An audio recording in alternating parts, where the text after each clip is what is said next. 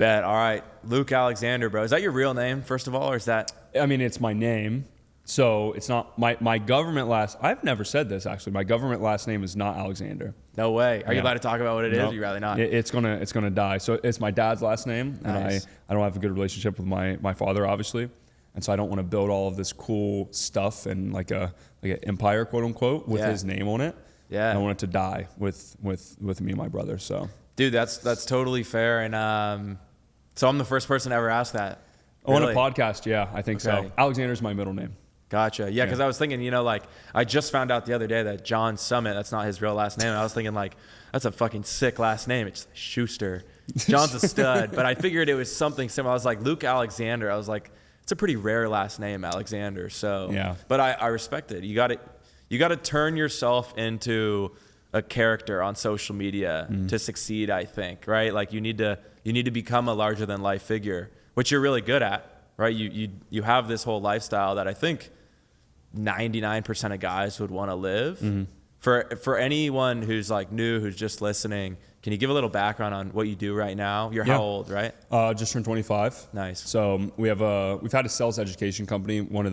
I think it's like the third or fourth biggest in the world as far as like in not like corporate, but like the info product, like more entrepreneurial space. Had it since like 2021. We've trained like 5,000 sales reps, which is a lot of people. And now I'm moving into software. We're about to launch an e-com brand as well. I'm trying to be a true entrepreneur and not just, it's good to focus, but I have like really bad ADHD and I like to work on a few things at a time. I think it's actually more beneficial for me. So software, sales, and then the e-com is going to be like behind the scenes. No one will know. So that's interesting to me because I've heard the same thing, but I've also heard the opposite from a lot of successful people. Some people say like, focus on one thing for 20, 30 years and be the best at it. And then I know other entrepreneurs, similar to like what you just said, I like to focus on a lot of things. What's your reasoning for that? I think it's personality types. Like name somebody successful. First person comes to mind. Steve Jobs, Elon Musk. I don't know. Okay, Elon's a great example. Look at all the different companies Elon has. He's the same way. He's like neurotic. Like if he worked on the same thing, he would get bored and hate it and want to destroy it. And I have whatever gene that is, I have the same thing. So like if I do the same thing all the time, I get bored, and then I will just reading myself, I'll probably subconsciously try to sabotage it because you're just bored. You're just like, it's not fun. Like building is fun, money and results, like that's what comes from it. But the building is the fun process. Yeah. And then if you don't get to build anymore, and it's just like, oh yeah, it's the same shit as like 3 years ago. Like, it's boring. And it's interesting because I know that people, especially young people, they like to think like, oh, hard work. If I work hard, I'll be successful. But your business is, at least in my own experience, I'm curious about you as well. Whenever I'm working the least is when my business is actually doing really well. And I don't mean like me not working makes the business do well. I mean like me not working that much is an after effect, is a byproduct of having created a really great system, a really good process in the business where I'm not necessarily needed at that level. And then you kind of have all this free time. You're like, what do I do with it now? And sometimes, you might actually go sabotage what you've been previously working on. Yeah. But is that somewhat similar to like what happens to you? Yeah. And also it's like, I think you should start with one thing until you are successful. But I've got like plenty of money in the bank from what we've done. Like I could chill for 2 years and be fine and pay for everything. But like, that's what you do to get there. But once you get there, I've literally just made a YouTube video. It's like what you did to get here, or to get here won't get you there, basically. Yeah. And what you work on is important. And at this stage, cash flow is cool, but equity is the most valuable thing for me now. Like I have cash flow, it's fine. I don't think it's going to be hard to generate cash flow for ever again because of having a brand. But I want big money, which is equity. You have to sell a company. You have to sell a company for a lot of money. And then you can do whatever you want. Well, that's what's so interesting about info, dude, because info and then like an e-com brand, you said you're starting an e-com brand now, they're so different. And it's not necessarily like one is better than the other, but like info is really high margin. You make a ton of money. You get to keep most of it because you're really not like, you create the product once and then as long as you can sell it, it's just cash. Yeah. E-com, as I'm sure you've started to notice now, it's like, you really don't make any money, to be honest. Clothing, not everything. Well, in e-commerce, most e-commerce brands, Yeah, you have to reinvest it, whether it's into inventory or scaling the team or whatever. Like most e-commerce brands, I guess I should say CPG, where you have a physical product. It's hard, you know, like, and if you get an exit, that's fucking awesome. That's my goal. But yeah, it's hard when you're scaling. That's why you don't start with it. Like, start with, I'm always like, start with a skill. Like we did sales for a reason. I did sales. That's what took me from being poor to not poor. Yeah. And it helps everything. Like if you're good at sales, literally like today I can't say what the show is, but I think I can say this. I did a casting call for, it's technically reality TV, but it's not like Love Island or some of this shit. Yeah. I did a casting call today, nailed it. Like sold the lady, yourself on why you should be the and the lady was like, yeah, you're in. She's like, if you want to be on the show, like you don't even need to do the next meeting. Like you can be in. That's and sick. like obviously like it's because this is like my real life and who I actually am. But it's also the ability to sell yourself into persuasion. And she was like, I was saying I know what they want to hear. I'm saying all the right words. And she was like, oh, we love you. Like we want you on. So I think start with that. But like what you're doing is awesome, but you can't go buy like 5 supercars from it. That would be a horrible thing to do to your business. Yeah. You know, so don't, which is fine. Like you shouldn't do it anyway. That's stupid. Like I'm not even doing that. Like well, it's super I mean, dumb. it's interesting you say that because for me, for so long, all my energy has been on the business and then my personal brand too. But yeah, I didn't want to sell like a course or anything because I just didn't genuinely feel like you could say deserve to. I don't know. I didn't feel like I had earned the right to sell a course, right? That's very real. You have a skill that people want. Like sales is a valuable skill and you're actually good at it. And that's why your business does very well. For me, like sure, maybe someone would buy it, and I think I could sell a lot of courses if I wanted to, but I didn't feel justified to me, right? But then I don't know if you know this, I launched my networking group a couple months ago. I saw. Finally, for the first time in my life, I'm making like a good amount of money from that. Cash finally. flow. Which is nice, yeah. And then I don't have to take money out of the business and shit. It's perfect. I think it's very complimentary. And I mean, dude, once you sell the brand, then you can start an info product about it. But people love to, I will be the guy who says this, people love to hype up info. It's the worst business of all time. Really? That's interesting. Why do you say that? I swear. Like, my friend Iman just did a whole event about this and is like, oh yeah, everyone does this wrong. Like they just ran an event with that as their angle. And we've talked about that a lot. Bro, what's a business to you? Like, what does a business mean? Out of like a way to make money. A business is an entity you create to sell some sort of product or service to hopefully create profit and provide value. But then what? Like, what's the end goal of every business? Depends.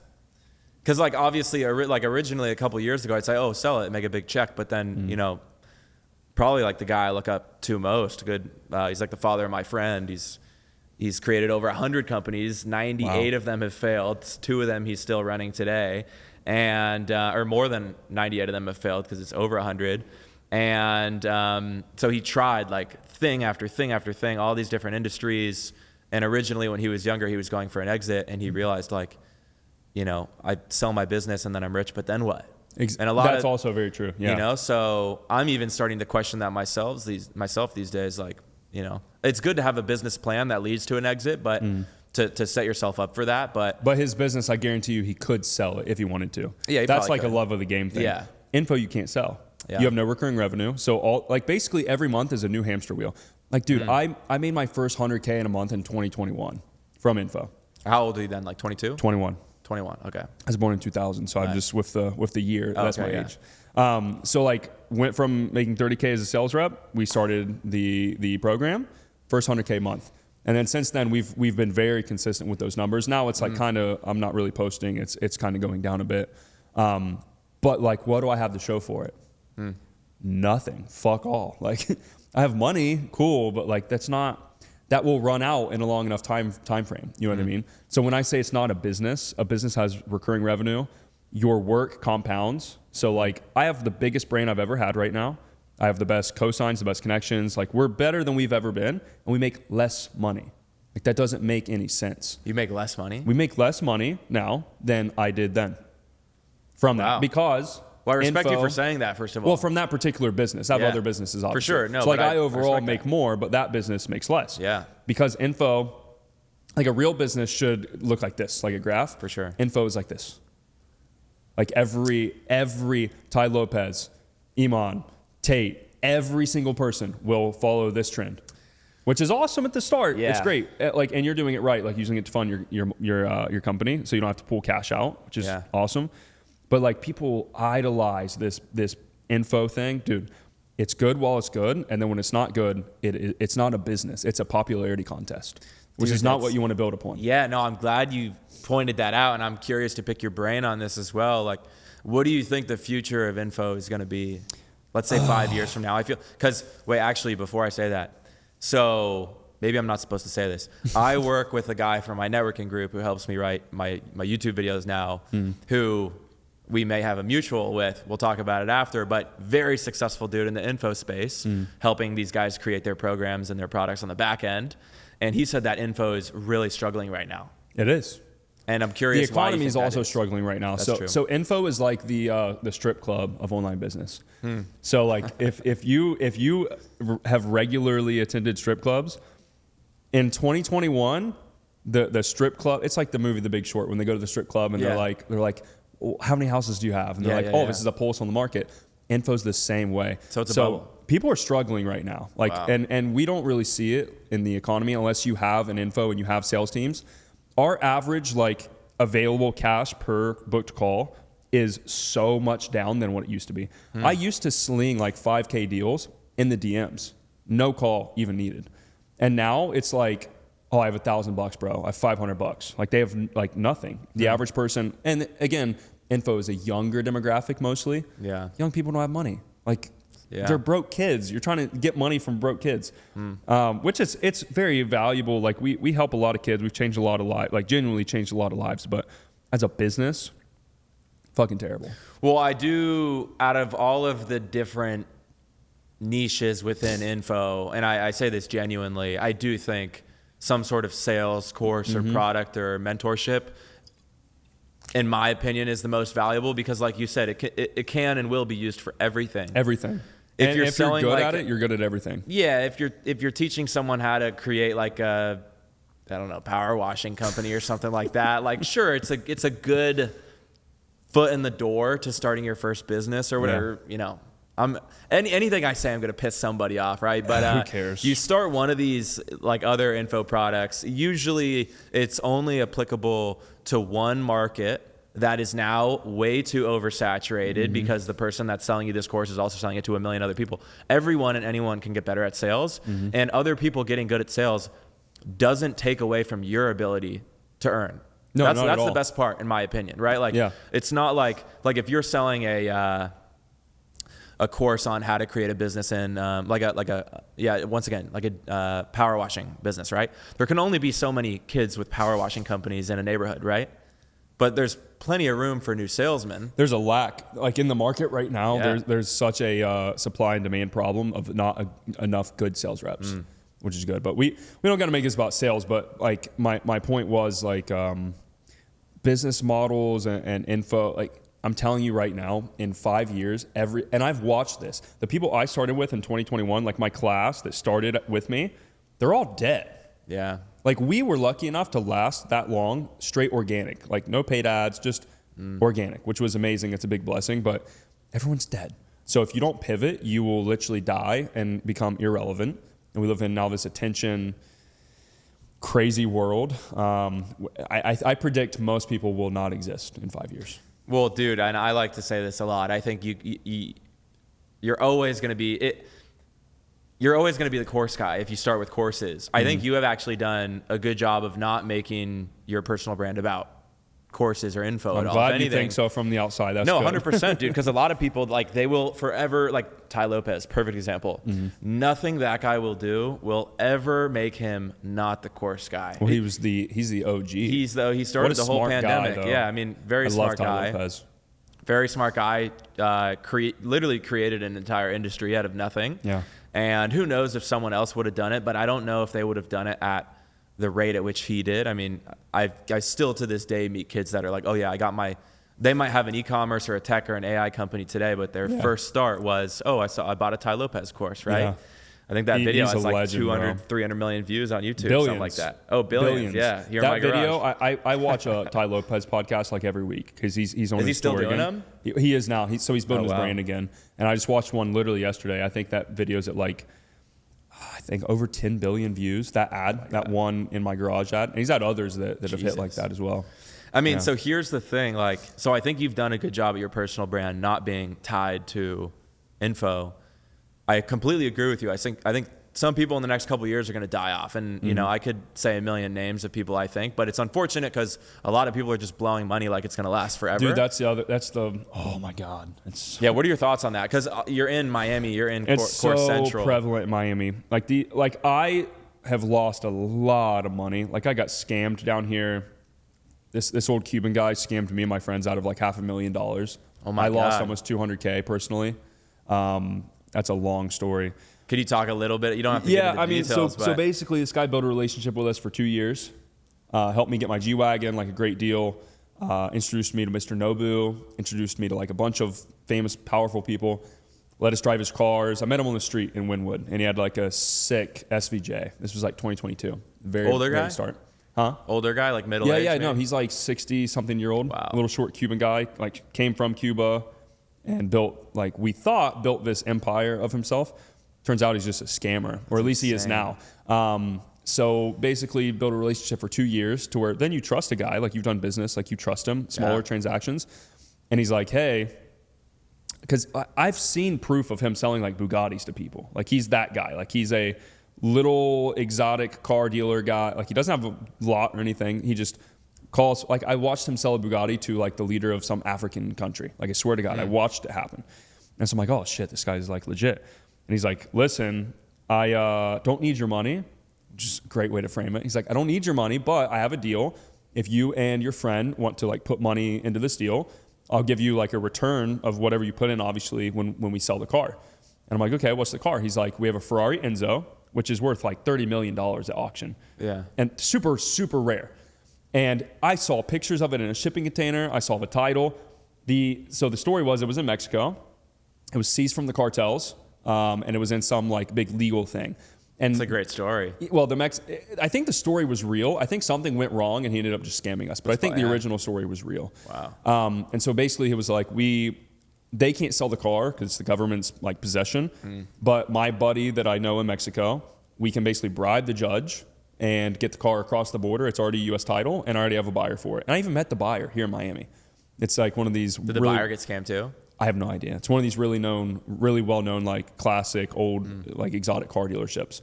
I don't want to say names in case we like sue this guy, but so I gave him a shit ton of money. Damn, bro, I was naive, 22. Like I have no idea. Like no one's ever really fucked me over like that financially. And so we gave him the money, and then he played like a 2-year game of like run around of like, oh, like it's going well, but like this happened. When did you start to get a feeling of like this? Oh, fuck, dude. Like you kind of like know, you almost like your brain's trying to. Like 6 or 8 months in, but he did it perfectly.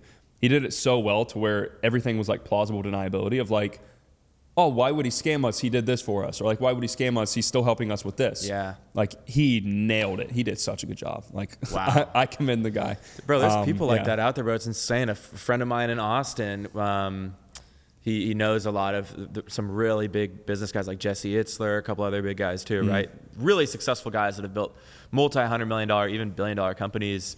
And he met this guy through them that said he was starting an ice bath company. And he's like, yo, I need a down payment for like, I'm getting 500 units. Did you make units. videos about this? Yeah, I think I did. Yeah. And my buddy, who's like the most, he actually invested in my company too, just threw me a check. He's the most kind, generous, trusting guy you've ever met. He's a funny dude. He like walks around with his shoes off everywhere. He's a good dude, right?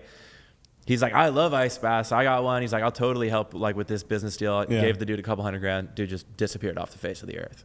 Happens. And I almost like can't believe that people can do shit like that. It's crazy, and bro. think that they're going to get away with it long term. It all comes full circle eventually.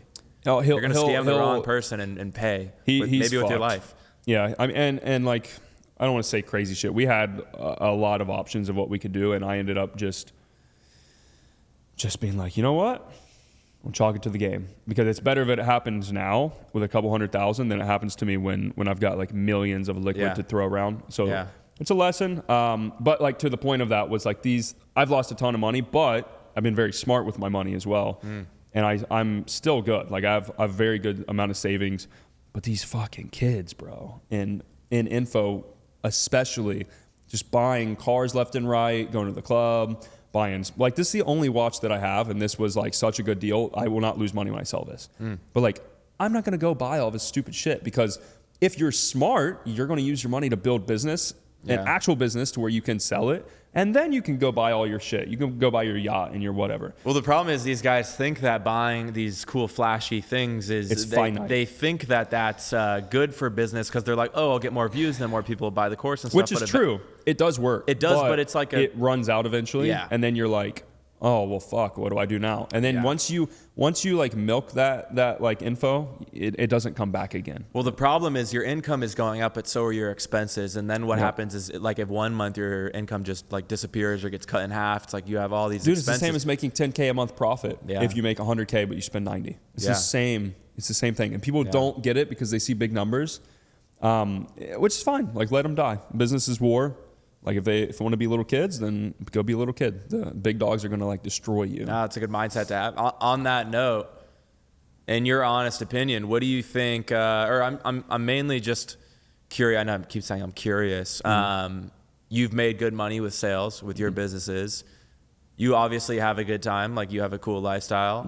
But yeah, how do you invest that, or what's your process more for businesses? I put a lot of money into crypto that I've lost, to be honest. And like we launched a crypto project attached to our new software startup. Yeah. Because we have usage-based billing, and so credits are just some made-up thing anyway. So we were like, why don't we just launch a coin and that be the credit? So you can actually buy the coin and use it on a usage basis, the same as you would a credit card. Yeah. So it allows people from like web around the world to access the platform without banking and whatnot. So there's real utility in it, but like even that, I'm down like, fuck, bro.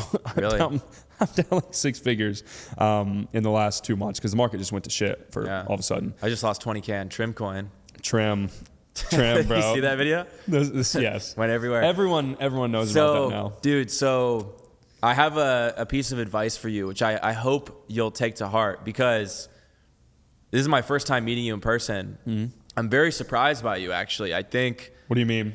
So your content, it's great, but your content is, it's very much like the flashy side of things. Mm-hmm. And on this podcast, which I really appreciate, you're being very authentic. Like, oh yeah, I lost money on this. I got screwed over here. I made a bad decision about this.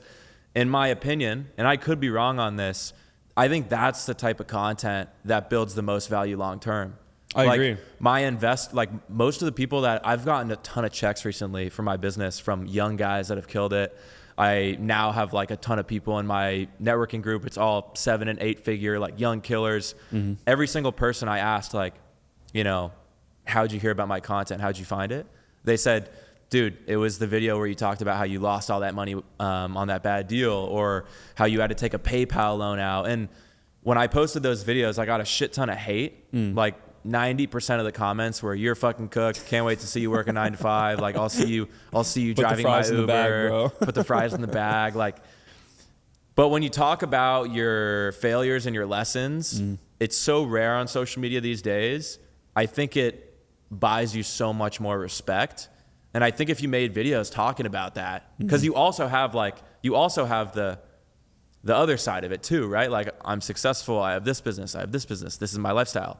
I think if you combine that with, I've done well, but I've made a lot of bad decisions too. Yeah, I think that's great advice. We've, like, I assume you don't watch my YouTube channel, but we've started to do that a lot. I think my YouTube channel is cooked. Like, we post bangers and they just don't even get any views anymore. But why do you think that is? Bro, I have no idea. Like, my team genuinely thinks that we're shadow banned, which is always the cope thing. Yeah. But like, dude, we post some fire videos. Yeah. Nothing. And then, I don't know. YouTube is a very fickle game. I'm trying to figure it out myself right now, but my reels are doing really well, nice. And those have been very like real, like kind of like that. Yeah. But no, I agree with you. I think it's awesome advice, dude. Yeah, I think you'd kill it with it, because it's like you think about at least in my opinion, the coolest people that I've ever met had like the people who just always stick in my mind, who I'm like, damn, I really fucking like that dude, or he made a really great impression on me. It's not the guy that's like talking about himself nonstop. I'm not saying you're doing this, by the way, but there are a lot of guys in Miami who are just like, oh, I did this, I have this, and this is all my stuff. It's the guys who you can see have that, but they still like can laugh at themselves and be like, you know, I made this mistake and I fucked up here. And you can clearly do that. Yeah, I need to make a reel about that. I don't think you show enough of that, dude. And I think that's... Well, that's good feedback. Yeah. Because it's hard to see yourself from the outside. So I never know like what people think. I can only see what I see. Yeah. So I think that's great advice. Yeah, you're welcome, dude. Very good advice. Well, you know, going back quite a bit, for everyone listening and watching who might not know your story in full, like how did you get your start? Was this your first business, the Closeify? Oh, no. So Closeify is a software company that I bought. I bought that really? company. Yeah. That was like my third business. So I grew up like super poor, no internet. So I literally, Southern Ohio. So like when I'm talking about this whole hillbilly redneck shit, like that's how like this is not like this is me now because we can talk about this too because you've clearly created like a you need to know how to yourself. like put yourself together for sure. You know, and I didn't know what you're gonna wear, so I was like, I'm just gonna dress nice and we'll see. I appreciate it. I'm had wearing blue flip-flops on jeans the all last the time. podcast, bro. I actually wore this last night, to be honest. Now that I think about it, I wore this to a dinner. But I mean, I grew up really poor. Like, I think pretty typical entrepreneur stories. You grew up poor, fucking abusive dad. Your life sucks. You hate everything. So I moved to college to get Wi-Fi, like genuinely to get Wi-Fi. Got a laptop, and then I dropped out. Like, long story short, I started a marketing agency. I didn't know what the fuck I was doing, but I made my first 100K with that, like a year from dropping out of school. So I had a little bit of money in the bank, and then I just hated the agency. So this is how I got into sales. Was I hated working for clients because I was like, I have a job. Like, these guys are my boss. Like, I don't like this. Yeah. But the part I was really good at was sales. I never had formal sales training, and I was like selling 10K stuff. Why do you think that was? Why do you think you were so good at it?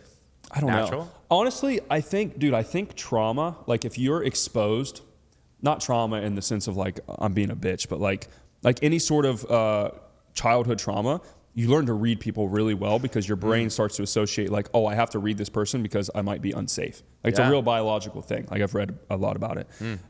So I think it was that. Because I used to not be able to speak well. I had a fucking country accent, and like this guy that talks well now was learned. Like that was a learned skill. But the sales, no training, and I just happened to be good. I don't know. Do you think anyone can do that, or? Yeah, I think anyone can be really good at sales. Because sales is not like everyone thinks this like charismatic, like bravado. Like, that's fucking bullshit. Some of the best closers I've ever met are really quiet. They're introverts because they just know how to get in your head. And they're like, oh, well, like, how does that make you feel? Oh, okay. What happens if you don't do this? Like, that's not rah, like, oh, I'm so smooth, you know? Like, that's the opposite. That's like a stereotype. So I just happened to be good at it. So I shut the agency down. I was like, well, fuck, I'm going to like have no money again. What do I do? And I had seen like one person. Sales was not this like biz op that it was now. I saw like one person closing deals online and tweeting about it. And I was like, okay, I'll go be like this remote closer thing. So I got my first gig, crushed it. I was selling a real estate offer for like 15 grand for this real estate like coach guy that I had like built a funnel for before. And then I got another job. All remote, no tech sales. It's all this like entrepreneurial like online stuff. And then I got really fucking good and I kind of hit a stride. And I didn't do it for a year because obviously like no one likes to do sales for fucking ever. You burn out. Yeah. But I got up to like 20, 30K a month in commissions in my like early 20s. And so I moved to Miami, started Closer Cartel. Did you know anybody here? Sorry, fuck no. Nobody. So was that like intimidating at all? He's like, yeah, but like, just don't be a bitch. like, do you want to be poor forever or do you want to take care of your family? So I say that because I think I mean, I'm sure you've seen me talk about it too. I think the best thing, like quite possibly, if there is one thing that you can do as a young guy, move from your hometown. It's move from your hometown to start. Like that's how you start that momentum up. Dude, it blew me up. Like it blew everything up. If I would have launched that company and stayed in Ohio, I think no one would know who I am. Yeah, really. So we launched that, and then that was 2021, and then the last 4 years has just been building. I've been in Miami. Yeah, that's like the high level. And then when did you start posting? When did you start your personal 2021 So right when you got here. Well, actually, I had started posting when I was like poor because I was like, I had seen these guys document and I was like, oh, that's going to be really cool. It's like if you go back now, like anyone watching this, you can go back to my YouTube channel, 2019, and I'm literally sitting in front of the camera saying, hey, if I don't close a client this month, I'm homeless, and I've convinced myself that I'm going to kill myself so that I have no other option. Like, there's literally a video of me saying that. It was like option A or option A. There was no option B because I wasn't going to move home. I would have been too embarrassed to tell my mom that I dropped out and failed and that now we're poor forever because, like, my mom's not going to go take us out of poverty. You know, like, she's an amazing mother, but she's not a businesswoman or anything. Yeah. My little brother was in high school. He's like 18 months younger than me, so he was in school. So I was like, fuck, this either works out or my family is literally fucked. That's how you have to think of it, dude. Yeah. It's funny you say that because, you know, like, people are going to be like, this is fucked up. But, you know, when I was a little kid, like, I was suicidal. I almost killed myself, had depression. I'm the happiest guy ever now, as you can tell. Yeah. But I think it, like, you know, when I made my first YouTube video, I think I said, like, you know, this is how I'm going to grow my company to 10 million in the next year. And in the corner of the board, it says, we'll do 2 million this year or I jump off the 6th floor. And I think you do have to give yourself, it's like, bro, like, you have to have this mindset of, like, this is the only option. Mm-hmm. And I would rather be dead. And I'm just going to try nonstop until I get there or until I burn out and die, right? And it sounds cliche, but, like, and it's so dramatic, it's so cliche, but I thought of, like, the worst thing I could ever do to myself, and that would literally be kill myself, because I was like, how cowardly would I be to leave my mom and brother in poverty and kill myself? And it wasn't because I wanted to die. I was like, that's the worst thing I could imagine. Yeah. The most dishonor, like, my image is tainted for the rest of history if that happens. And obviously it didn't happen. I got to work and got some deals done. Hell yeah. And then how far into your journey were you able to start, taking care of your family? I think I moved time is like flown. I think I moved my mom here in 2020. Oh, your mom's in Miami? Yeah, so I retired her and sick. moved her here. So she lives like very close to me in this like little nice quiet neighborhood. Beautiful house. I think 2022, April 2022, I think. So got her a place, was like, hey, quit your job. I got your house. It's very nice. Like, move. That's dope, bro. And then so she came down here. Thank you. And I'm sure that felt better than any, like, watch a car. That was the motivation from day one, was like, I would sit in bed and just cry because I was fucking poor. And I was like, I can't even go buy shoes at the store for school. Like, how am I going to take care of my mom? My mom's going to work for the rest of, like, I did not want that to happen. So pulled that off, and yeah, that was cool. Nice, dude. And then for your personal brand, I imagine that's been super impactful for the businesses you've been a part of, right? Absolutely. Absolutely. Yeah. I always think, I think it doesn't matter if you're an introvert or an extrovert. I think everyone these days should be documenting their journey. I agree. Because you don't have anything to lose. The only thing you have to lose is, like, maybe some people talk shit about you. But if that bugs you enough to the point where you don't want to do it, then you don't deserve success anyway. Yeah. Like, 100%. Bro, I got a ton of hate, and I still do. I think people online just do not understand who I am for some reason. Because I get like you said, it's kind of different meeting you. Bro, I get that all the time. People will meet me and be like, dude, you're so nice. And I'm like, I know. Why? And I think now it's quieted down because I used to post things on purpose to, like, make people mad. Like, when I moved to Miami. Yeah. Like, dude, I would post, like, a girl. I was the first person in Miami to have one of the new C8s when they came out.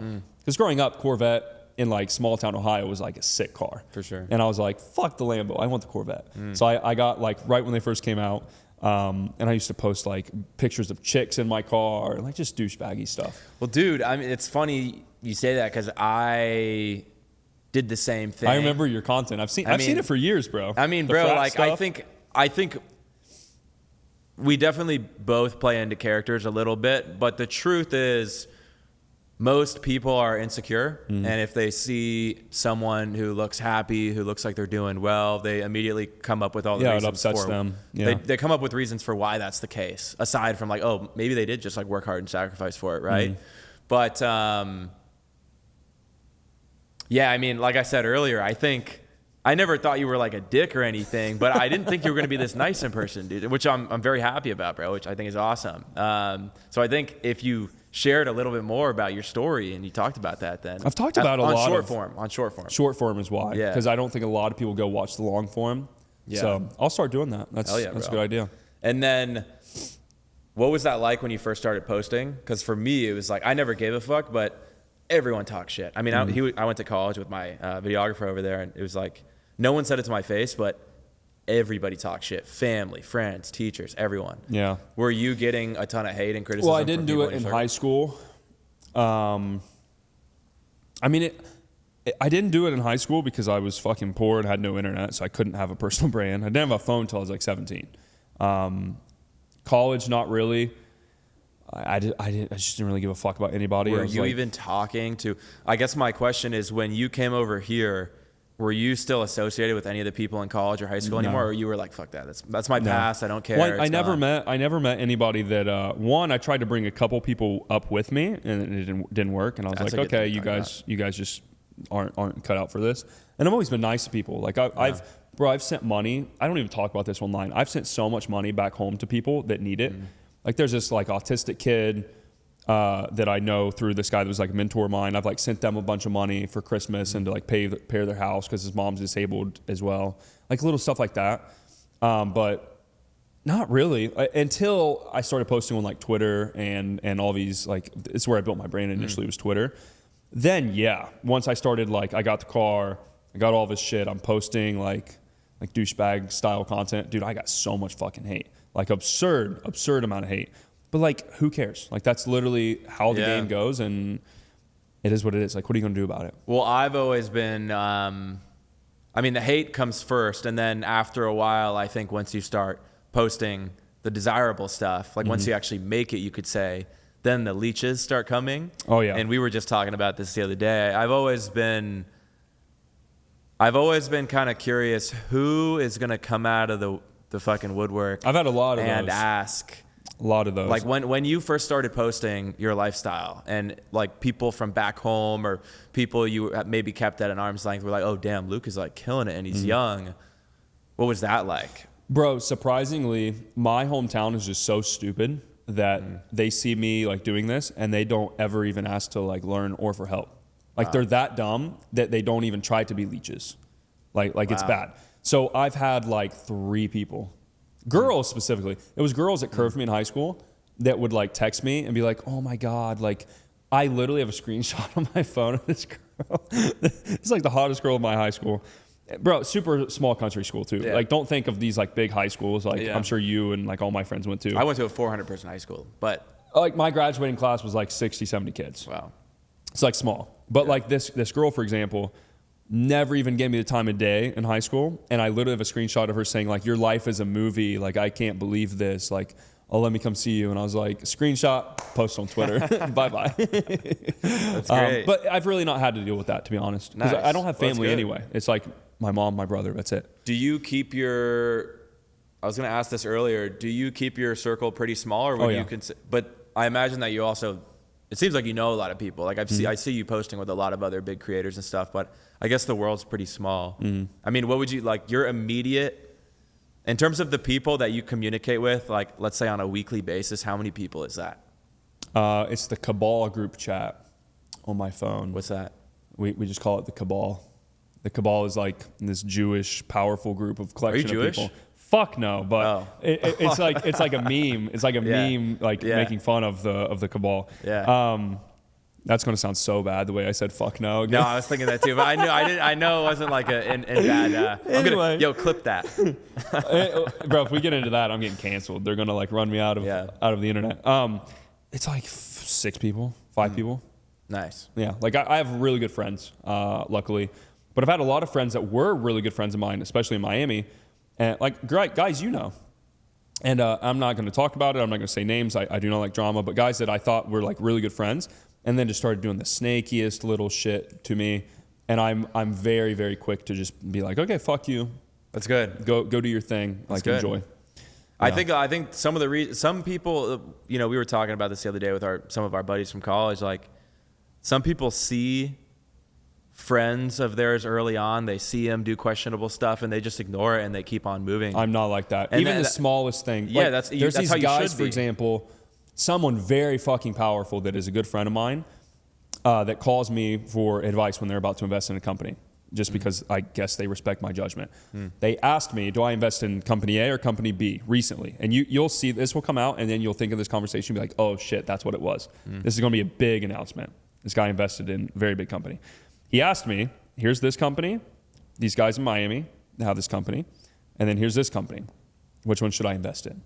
And I said, I'm going to say this, and they're going to know exactly who I'm talking about, but I don't give a fuck because it's shady. I played poker with these guys one night in my building, and I won. Like I won like a decent, I don't know, a couple $100 or whatever on the buy-in. And they were like, it was late, so we're all leaving. They're like, oh, like we have it on a spreadsheet, we'll just pay everybody. No one ever reached out to me to pay me after we played poker. It's like $200. But the fact that they wouldn't even like do what they said to pay me $200 that I had won playing poker, which is a risk. Like people just get shot for that, bro. It's poker. Like it's a very like gentlemanly game, you know? They never hit me up to pay me back. And then, so I told the guy that was consulting me, asking for my advice. I said, I play poker with these guys. They have a great successful company. They make a lot of money, but they didn't pay me out of one poker game that we played. So here's my advice is I wouldn't trust them, because if they'll do that, they'll fuck you over when it's millions time. I could not agree more. And a lot of people might be listening or watching and say, it's not that deep, bro. It's absolutely that deep. I get told it's not that deep on a daily basis. It's absolutely that deep. And there's little tells about people, how they treat girls, how they operate. How they are with girls is a big one. Oh, yeah. Well, dude, so this is really funny. I made a video about this. Yesterday. I haven't posted it yet, but I came down to Miami to meet a big investor. And he was on the fence. He really liked the company. He really liked the idea. He liked what it stood for, the meaning, like where it's going. He liked the numbers. But he was a little hesitant, right? And he just wouldn't pull the trigger. And so I figured it's probably because he doesn't trust me. Why would you? I mean, like up until a few hundred years ago, if someone offered you like a really shiny, delicious apple, like it means that they're trying to poison you and kill you and take your stuff, right? Like, why would he trust me? Yeah. And I found out later that night after we hung out for a while that it's because he thought I was just like some fucking pretty boy influencer, right? But I could tell this guy was a little on edge, and so I said, I figured it wasn't going to go through anyway. So I said, yo, why don't you come to Space with me and my buddies this weekend? So we got a table at Space. We did the whole thing, got dinner before.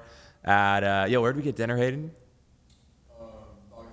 We went to Bagatelle to get dinner. Nice. Then we went to Space at like 1:30 in the morning. We were there till like 8:30. We all went home. That's fucking insane, by the way. Yeah, horrible, right? It's terrible. But it was a good time. But by the end of the night, I'm very confident in how I carry myself when I'm drunk. And most importantly, how I treat girls, especially when I'm drunk. Because like, I mean, you probably know this. You follow my content. I was the fraternity president. I literally purged a quarter of my house because there were like creepy. Weird guys. There's a lot of guys like that in fraternities. It's unfortunate. Yeah. And I kicked out a ton of people because I really wanted the reputation of the house to be great. But anyway, I brought this guy to Space because I wanted him to see how I acted while I was drunk and how I acted around girls. It's actually a great idea. Dude, if you are confident enough in your ability and to maintain control mentally while you're drunk, it's absolutely a great idea. Yeah. A lot of people are probably listening to this. They're like, that's fucking retarded. You brought a guy to Space who's going to invest in your company? Yeah, I did, bro. And literally, we just met up with him yesterday. He's like, I'm in for 25. So like a small check, but it's still a good check. Very nice. And he said, I'll come in the next round too. He's like, I just don't have much liquid right now. That's awesome. And I did that because I was like, I want to show this guy my cards. Yeah. I want to show this guy who I am and how I operate and how I treat people. And he loves me by the end of the night. Well, drugs and alcohol are not a good habit. But I was on all of it. They show your cards for sure. Yeah, they show your cards for sure. And so, I just pretty much my thought process was like, well, he's already probably out as is right now. I'm gonna get as vulnerable as possible around this guy, and we're actually like good friends now. So that's a very high EQ play. Like, dude, that's very good. I appreciate you noticing that because I know you have a high EQ too. And speaking of that, like these guys, the poker guys, I don't know who they are, but in my mind, that's such a simple and dumb thing to get wrong. Also, both guys are multimillionaires, posting supercars, have supercars, do the whole, look at my private jet shit on social media. Okay, Couldn't pay me out $200 for a poker game. Now I know who it is. But my point is like little things like that go such a long way because at the end of the day, we're in business. Business is not a what you know game, like maybe a little bit, but it's a who you know game. And especially with social media, we live in a time where you cannot screw people over. No. You cannot screw people over because everybody knows everybody, and it's actually a really small world. Especially our online space is so small, bro. Dude, it makes perfect sense that guy would say, "Oh, hey, I see you follow these guys. Like, let me in on some details. Like, I don't know them, you do. I would do the same thing if I was going to invest in someone." And I told him, I was like, yeah, don't invest in that company, invest in this company. And he did. And so the announcement will come out. I love that guy. I will never like whisper a word of what it is until it happens. But bro, that's some slimy shit. Dude, I was in, I could tell you who they are after, but I used to live in LA, and I had some friends out there who do very well. They own an e-commerce brand too. And I just connect people. That's why I started my networking group, because I've created like this web around the country of young founders and creatives, and I just like to connect my friends, right? I've connected all these different founders that have gone on to create multi-million-dollar businesses. And these guys had this business that was going really well. I connected them with a huge, huge celebrity, the biggest celebrity they've ever had come into their business. Yeah. And I did it just fucking because I was like, dude, this would be a good partnership. I didn't make $1 from it. I just did it because I wanted to help. And then I find out like 2 days later that they were like shit talking me at dinner. Very little, like not like crazy hard, but just like a small little comment. Yeah. Of course, I set up the deal. So the guy I set up the deal with comes back. He's like, yo, just so you know, like these guys said this shit about you. How stupid. And I'm like, bro, that's so dumb, bro. It's just unfortunate. Like, I wasn't even mad about it. I was more so like disappointed because I was like, bro, it took me a fucking text to set that deal up for you guys. The biggest deal you've ever had to date. Imagine what I could have done, what I would have been happy to do over the next 20 years had we stayed together, stayed in good contact. How you do one thing is how you do everything. For sure. I mean, bro, and that little, bro, I swear to you, I hear it's not that deep, like once a week from like someone that I know. Yeah. Like different people will tell me, and I'm like, most oftentimes, bro, it is quite literally that deep. It is. Those little things come out, especially when large amounts of views, followers, most importantly, money are involved. It brings out the best or the worst in people. I truly believe that. Yeah.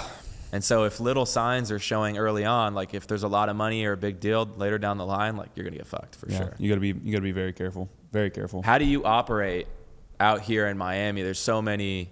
I mean, Miami's great for a lot of reasons. Ton of opportunity, very motivating, beautiful. I mean, like the girls, like there's so many good things about Miami. But me personally, the reason I never wanted to move out here, the reason I started my business in Austin is because I do think there's a lot of fake out here and everything.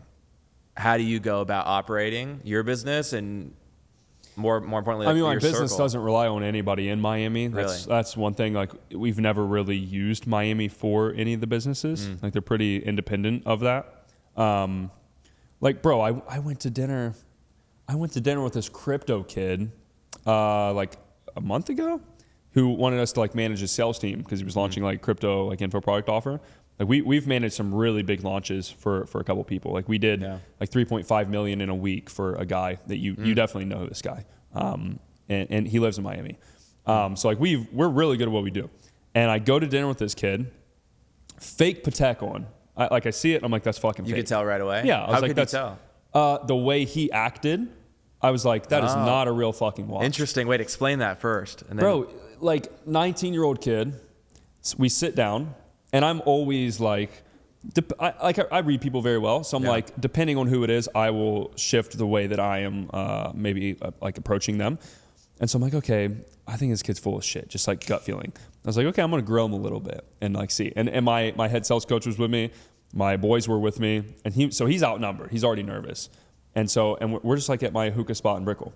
And I'm like, there's some like bullshit. He's like talking about how much money. He's like, yeah, I just made $5 million on Trump coin. I made all this money on this. I'm about to buy this car. And then so like, I'm like, okay, this is bullshit. I run through the thing anyway. I'm like asking him about his business. I'm like, here's what we could do. Here's how we could help. He's like, okay, like how much would it be? And I was like, usually we charge like $10K as a setup. And I was like, okay, this kid makes so much money. Let's see if you can put your money where I knew what he was going to do. Yeah. And I was like, okay, so it'll be like 15 grand just to set up fee with us. Because like we got to go hire sales rep for you. Like there's a bit of work involved. And then I was like, we'll just do like 20% like cash collected every month. That's what you pay us. So it's like we get paid what we kill, basically. It's commission. About $15K to get started. He fucking gulps like a cartoon and is like, ugh. And I'm like, bro. He's like 15K. Is that like all at once? And I'm like, yeah. Like you can pay me right now if you want. We can get started. Yeah. And Kishan is my sales guy's like fucking laughing at me because he knows what I'm doing. Yeah. And this kid immediately just folds. And I'm like, dude, you said you just made $5 million. Like, what is 15K for us to blow up your business? Yeah. You have all these plans. You're about to buy this fucking car for marketing. All these things you told me. He's like, yeah, I got to think about it, bro. It's a lot of money. And I basically told him, I was like, yeah, listen, I don't want to work with you. Like, have a good night. And then he just like was so embarrassed. He got up and left. Wow. And then the same kid, I know for a fact his watch was fake because then I saw on his Instagram, he had there's like a rainbow Daytona, I think, Rolex. It's like one of 20 in the world. It's got one. No, you fucking don't, kid. Yeah. Like you're 19 years old. And so like that's an example. But like you asked how, bro, common sense. Like I can meet you in 5 seconds. I know what kind of person you are, probably what your beliefs are, probably how you would treat me in any sort of stressful, like you could fuck me over situation. Like you can know these things fast. Like, I guess it comes back to sales or reading people, but I think it's a reading people thing. I think it's an EQ thing and energy. I also think I fully agree with that. I think, do you know what a gut feeling really is? Like everyone uses this like concept of like, oh, there's a gut feeling. Some people think it's God. Some people think it's an alternate universe. The future is telling you what's going on. Everyone thinks they know what a gut feeling is. But what I think a real gut feeling is micro expressions, right? Sometimes you talk to someone and they're very convincing with their words. It sounds legit. It checks out. Their eyes. But you don't know why or you don't know how, but like it just doesn't feel right. Right? Yep. And it's micro expressions. It's the way that your forehead like crinkles. It's the way that your ears move. It's the way that your eyes are moving. And it's happening so fast in split seconds to where like you actually can't even really see. You can't even like really see or understand that it's happening, but your body can understand. It's like when you could tell that there's someone like behind you staring at you, right? Your body kind of just feels it because of like little tiny tweaks. And I think, if you're in something like a sales role, your job is to figure out, is this person reading these people? Is this person confident in the deal? Is he saying yes, but he's really not feeling it? Are they lying to me? Are they lying to you? You know? Yeah, but I'm sure you get really good at it. Just reading people. Yeah. So I've other than the guy that scammed me, he did really well. That was there were signs though as well. Like my gut told me and my brain told me no. But the deal was so good. You're like, oh, it has to be. But like other than that, you can tell, bro. Like there are a lot of downsides to Miami, especially like that culture is very just fucking gay, to be honest, like, for lack of a better term.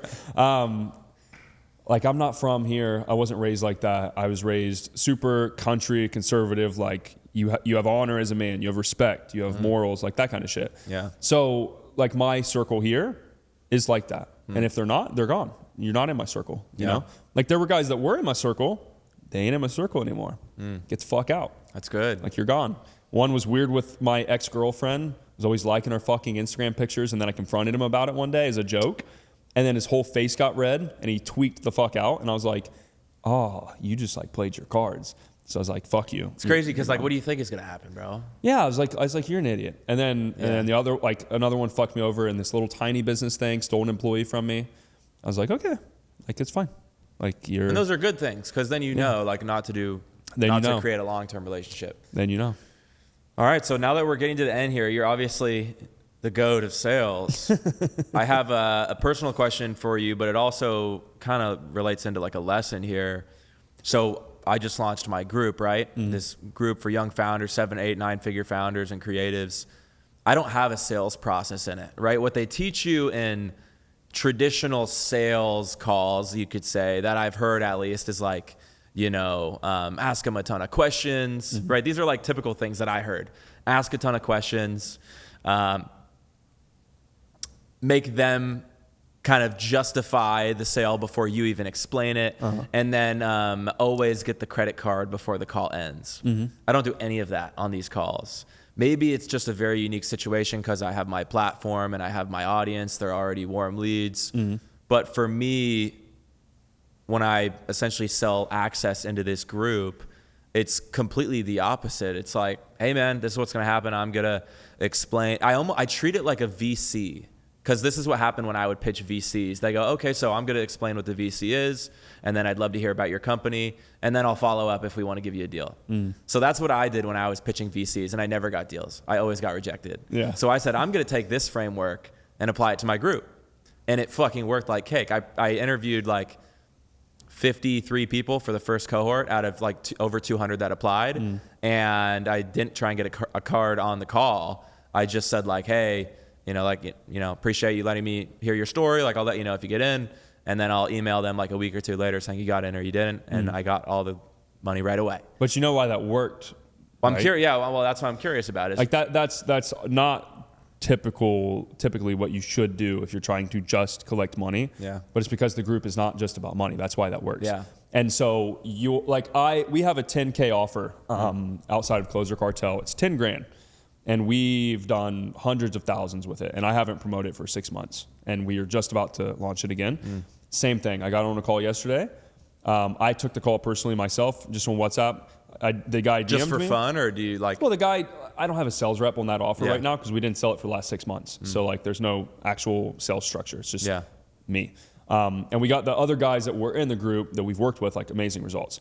So the same thing, I told the guy, that's actually a sales process. It's just backwards. Yeah. It's like reverse psychology. Yeah. So I told him all the stuff, like, okay, you're a good fit. Like, I think we can help you do this. You're in a good position with your current business. We can help you scale it like this, whatever. And I was like, okay, cool. So it's this much. And he's like, okay, can we split it up? And I was like, yeah, I can give you like a 2-pay if you want. You can do 5 now, 5 in 30 days. And he's like, okay, like send me the link. And I was like, oh no, I'm busy. I gotta run to a call, but I'll send it to you afterwards. And if you want to join, you can. And so I sent it to him, and then he calls me back and is like, dude, like what, like kind of like what you're saying. He's like, why, like I'm not in the group. I'm like, yeah, like if you want it bad enough and you think it's a good fit for you, then you'll sign up. If not, then you're doing me a favor and you're not going to be a part of it. Yeah. Because like if you sell an info product where you're just trying to print, don't do that. But if you're trying to actually cultivate a group of people, you have to actually screen them, or it's fake. Oh, we're going to screen you. No, you're fucking not. You're going to try to take their money. But if you do it the right way, you might make less money, but the desire from the outside and the value of how cool the group actually is way inflated, because then they're like, oh shit, he doesn't want my money. Yeah. Like what's going on? Like, why doesn't he, I'm offering him money. Why does he want it? So you're doing that, which is sales process is just backwards. That's more of like a marketing, like you're angling the community as this exclusive private network. It's like Raya, the dating app. Yeah. Like, oh, you want to get on the dating app? Okay, cool. Well, you're on a fucking wait list, and we'll let you know if you can join. And oh, by the way, like once you're accepted, you have a week to start paying, or you get sent to the back of the list. Yeah, it's fucked. I still haven't got on Raya. So send me an invite. I got you, bro. I got you. Bro, they won't let me on. I have invites from like famous people, and they won't let me on. Send me one. We'll see what happens.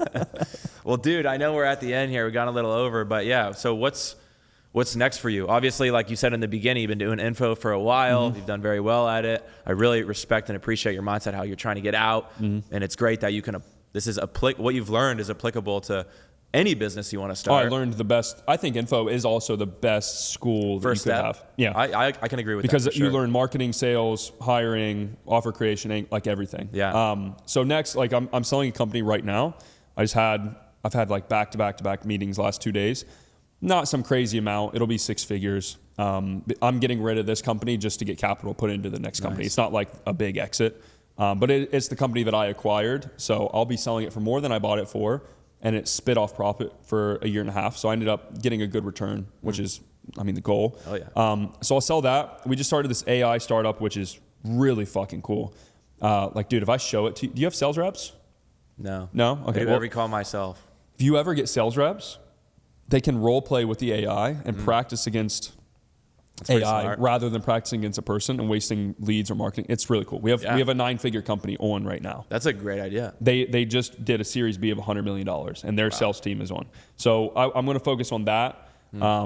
Closer Cartel is still around. I'm still going to continue doing that. I just haven't been like slinging it and pushing it and like, please buy. I'm like, I don't want to do that.